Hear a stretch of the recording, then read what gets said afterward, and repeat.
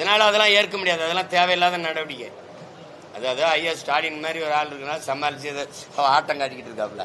எங்களை மாதிரி ஒரு ஆள் ஏறி உட்கார்ந்த என்னை மாதிரி ஒருத்தன் என்ன நடக்குன்னு ஒரு நாள் பார்க்க தானே போறீங்க.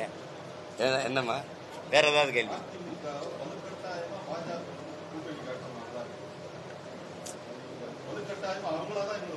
அது நீங்க கேக்குறீங்க, நான் பதில் சொல்றதுங்கிறது நல்லா இருக்காது.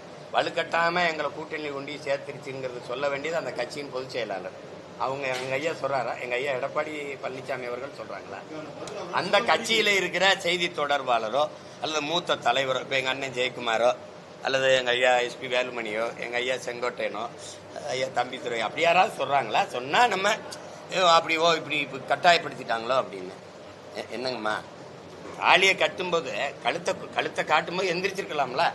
தாலியை கட்டி எல்லாம் போன பிறகு வட்டாயமா தாலியை கட்டிட்டானே, இப்ப கட்டும்போது என்னப்பா பண்ண ஒண்ணு இருக்குல்ல, அது மாதிரி அது நல்லா இல்ல. நீங்களா ஒரு இதுல பேசிக்கிட்டு இருக்க வேண்டியது இல்லைல்ல. கூட்டணி சேர்ந்திருக்காங்க. உள்ளாட்சி உள்துறை அமைச்சர் ஐயா எடப்பாடி பழனிசாமி அவர்கள் வீட்டில் போய் விருந்து ஒன்று இருக்கிறாங்க. இதெல்லாம் என்னத்தையாவது நம்ம இது எப்படி சொல்றது, புரணி வச்சுட்டு கூடாது. புரணி வச்சுட்டு கூடாது.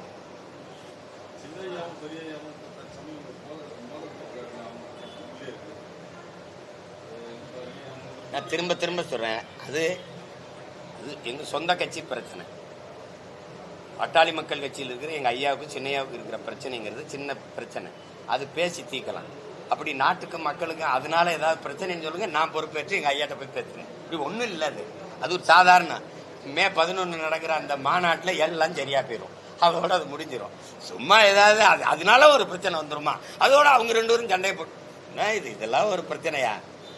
கட்சிக்குள்ள ஒரு சின்ன சின்ன மனஸ்தாபங்கள் வர்றதான். அதுதான் அது பேசி சரி பண்ணிக்கிற முடியும். எதுல இல்ல வாழ்த்து செய்தி கொடுத்துருக்குது. வாழ்த்து அறிக்கை போடுவோம். நீ வா மாநாட்டுக்குன்னா போவேன். அது எங்க ஐயாவை நீ கட்டாயம் பங்கேறினா போவேன். நான் அங்கே இருந்து வந்தால் தானே. அதனால எனக்கு ஒன்றும் அந்த மாநாட்டில் மேடையில் ஏறுறதுலையோ பேசுறதுலையோ எனக்கு ஒன்றும் இல்லையோ. நான் அங்கேதான் இருந்தேன். அது புதுசு ஒன்றும் இல்லை.